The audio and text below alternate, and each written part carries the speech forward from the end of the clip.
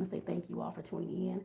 This video is all about my outcome from the biggest vendor fair I've ever attended and ever did as a vendor. I guess I put it that way. If you haven't seen the video, one of the videos before this that's talking about some of the things that I've learned in preparing for this big festival, I guess I put it that way, the biggest festival fair that I've ever done. Make sure y'all check that out because it can definitely help you in your business as well, especially if you're a small business owner, you're at home, you're trying to figure out how to sell your products, and you want to start doing vendor fairs and festivals. Like I said, it can definitely help you, just like this video is going to help you too. So here are, like I said, here are a few things that I learned from this past event.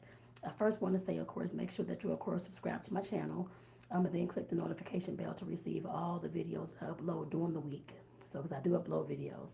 And here on this channel, I like to talk about, of course, me being a social worker, life coach, and, of course, baking in my part-time. Like I said, my main thing, is, of course, is resiliency, bouncing back from any adversity you've had, of course, healing from those things, and of course, doing something that you're using your creativity to, of course, help you heal, which mine is my creativity of baking. So, of course, that created an income for me as well. So, like I said, those are some of the things I love to talk about on this channel. So, if you like that, subscribe. But like I said, some of the things I learned at this big fair festival that I went to over the weekend.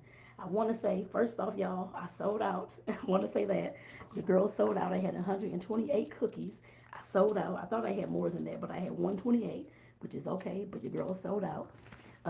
But the thing I'm bringing up, the first thing I want to talk about is I did not have enough product to last me throughout the entire festival.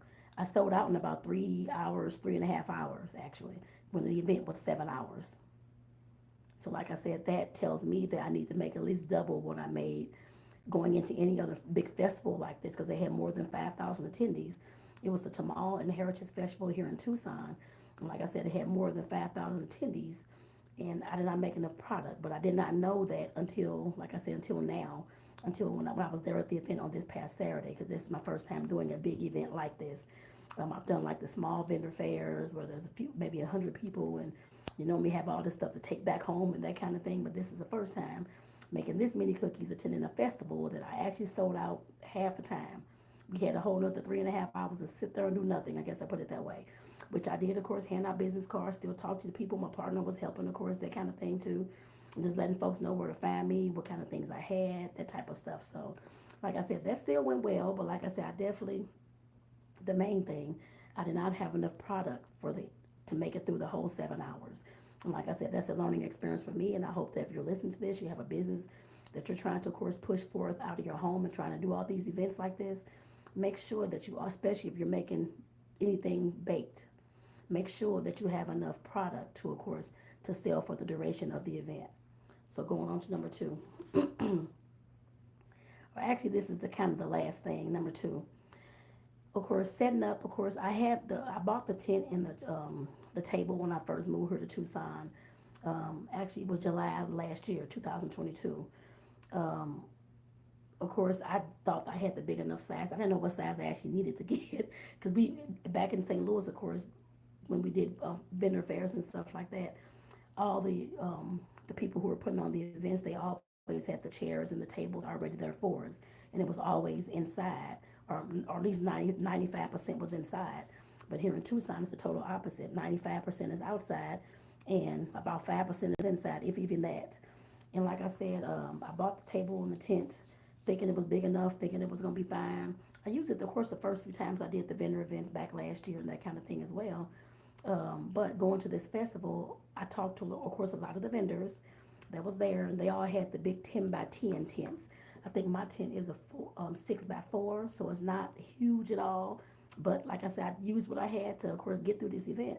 But if I'm going to keep continuing, this is a note for you all. That's like I said, trying to do vendor events or festivals and that kind of thing to sell your products.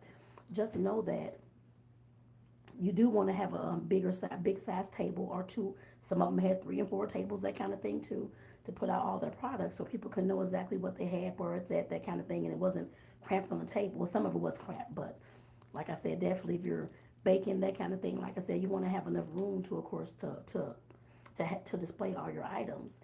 I did have enough room on my table, just enough. I didn't have enough room for anything else but the stuff I had in the business cards. That's honestly all I had. And like I said, I know that if I'm going to continue doing these vendor fairs, and especially the festivals, I'm going to look more into the festivals where there's more than 1,000 people coming out, 500 people coming out, that kind of thing. Because like I said, that's what I'm drawn to. Because I actually want to do the Arizona State Fair one day. It won't be right now because I gotta figure all those logistics out. But like I said, I'm going to have to invest in me a big 10 by 10 tent and a 6 foot table. I can still use my 4 foot one to, of course, display stuff on, that kind of thing too. But like I said, that was one of the main other things that like I said, realized when I started putting up the tent, looking at everybody else's. I was the only one that had a small tent like that, which is fine. I'm not, there's no shame here at all. My product still sold out. I didn't really care about when nobody said anything about it, but the lady that I was talking to across from me, she was selling bath and body products. She was letting me know that the size tent that she has, the 10 by 10, and is what's it called, rainproof and waterproof. So she said it's best to invest in one of those. She let me know it's about $270. And of course the tables have everywhere. She's, like I said, she sold the bath and body, so she had like all the wooden displays and stuff like that to put her products on. But my cookies are big as hell and they're soft, so they're not really going to sit on a stand like that. But like I said, she just give me some game about the tents and stuff like that and what I can look forward to. And she also let me know that she's been in this game for 14 years and she used whatever she had when she got started too until she can do better. The same thing I'm doing as well. Like I said, there's no shame in my game. That's why I'm going to use it next time too. I'll put it that way. Until I, of course, like I said, build up enough income with this business to, of course, purchase that with the business money. I guess I put it that way, which I have enough now. I guess I put it that way as well. But I have to decide whether I'm going to still do these vendor events and festivals. Just a word to the wise, like I said, I know down here in Arizona, they have a lot of these events outside. I'm not too keen on having any kind of event like this outside, especially with my baked items, because these items, of course, they can, my chocolate chips and the stuff that I have in them, my M&Ms, whatever it is, all those things, and of course the bags I have the cookies in, it of course makes the cookie bag sweat because my cookies were like refrigerated before I took them out, that kind of thing, have to set them out. The sun, of course, makes the bag look like it has dew in it, of course, getting wet, that kind of thing. I don't like that. And like I said, that's why I stopped doing these events last year. I only did about 3 of them, probably from when I first came here, from August to I think it was October, and that was my last one because it's so hot here in Arizona. Like I said, baked items don't last well outside. Yes, I took a cooler and that kind of thing, but you still want to display your items so folks can see what you got. And it ruins, well, at least for me, it ruins some of my cookies and stuff like that. So, like I said, that's one thing that I have to decide. And for those out there who listen, especially if you have a baking business or food business that you're doing that kind of thing, you're doing fairs and festivals, just keep in mind that you have to have a way to keep your food, your baked items and your food fresh and not sweaty and melty and that kind of thing that's sitting out on the table. Like I said, for this one, I definitely did take my time to rotate the items, put some of the items back in the cooler that I had and that kind of thing, because I have freezer packs in there, and to get them back cool enough and set them back out, that kind of thing. That's what I kept having to do. Even though cookies, of course, my cookies are soft, so they won't, of course, be ruined or definitely tore up because I love warm, soft cookies anyway, gooey, chewy cookies and that kind of thing. So a lot of the folks that came by the table said they loved that too. So that was awesome. So, but like I said, definitely those are some of the things that like I said, experienced at this event. Like I said, I definitely have to decide from here whether I'm going to do any more festivals or try to do any other vendor fairs at all. Because, like I said, the heat and the weather on these cookies and I've seen other people with baked goods and baked items and stuff like that. Like I said, it just doesn't do well outside, especially for that longer time.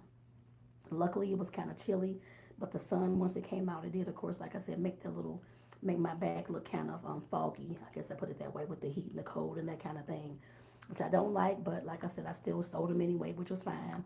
And people were fine with that as well because I know they know the weather and the temperature makes things change like that too. I just don't like that, but like I said, that's me. But like I said, those are some of the things, like I said, that I realized after this festival, my first festival. Like I said, this is the biggest one I've ever done. Actually, the only festival I've ever done. So put it that way. The first and the most, I guess, the first and the biggest. Like I said, and I wasn't the only vendor that, of course, they had food because the tamale vendors, a lot of them, of course, sold out half the time. Excuse me.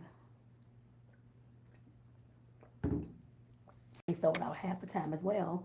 I'm like, okay, if it's a tamale fest, how in the world y'all selling out? But I assumed they had the same issue or didn't know or just didn't plan for the amount of people that were coming. So I know when I do this event or if I do the event at one of these festivals, again, next time I definitely have to make sure that I'm, like I said, at least make more, double what I made. At least 300. I have to have at least 300 cookies, y'all. Even if I make some boxes of cookies, like little bitty cookies, my cookies are 6 ounce big ass cookies. They're bigger than my palm, bigger than my hand most times. And like I said, they took a lot of mix, a lot of time and effort, that kind of thing, because the mixes that you make only make between 8 and 10 cookies, maybe 12. It depends on the cookie, what you put in there. Excuse me, and I made a whole lot of mixes. I guess I put it that way. And like I said, that's all I came out with. Was it was actually 132, but I sold four. Cause somebody online saw the M&M cookies I was making, M&M and caramel cookies I was making, and said they want to buy some now. So I sold four of those beforehand. But like I said, I still have to gauge for those bigger crowd to make sure that I have enough, at least 300. Because folks, like I said, folks were still coming back. You got some cookies. Where's your cookies? What's going on? It was a lot. I probably would have sold more than more than 300 probably if I would have had the cookies. But I know one more thing I do want to say. I did plan in advance. We actually went on a trip. We got back the first Sunday in November. And of course, I started making batches of cookie mix after work starting that week. I started making them on the weekends, that kind of thing too. I do want to say to plan in advance because as I thought about it, actually at the festival this Saturday, my partner and I were talking about it. I should have probably started putting some cookie doughs, cookie balls in the freezer before we left for our trip. Is what I should have done. But like I said, that's beside the point. Like I said, I know that for next time. And if y'all are making stuff like this, make sure that you plan way in advance so you're going to have enough product to, of course, sell at the event. So, like I said, I just want to throw all these things out there because these are the things that I'm learning from the biggest festival I've ever done. And like I said, it can definitely help those who are trying to do a festival and are those who are looking to do vendor fairs because it's about the same thing.